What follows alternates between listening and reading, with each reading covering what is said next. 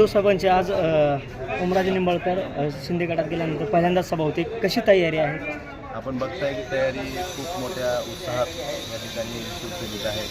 शिवसेनेच्या पदाधिकारी सगळ्यांनीच खूप चांगली तयारी या ठिकाणी मेळाव्याची केलेली आहे. फक्त पावसाळा असल्यामुळं फक्त हा बंद सभागृहात कार्यक्रम घ्यावा लागतो, परंतु या ठिकाणी जागा पुरणार नाही हा विश्वास आम्हाला आहे. आणि निश्चितच येत्या काळात उद्धवसाहेब परत धाराशिवकरांना भेटण्यासाठी येतीलच. पण आज त्यांचे काय विचार आहेत हे ऐकण्यासाठी शिवसैनिक धाराशिव जिल्ह्यातला उत्सुक आहे. धाराशिव सर्वसामान्य जनता उत्सुक आहे.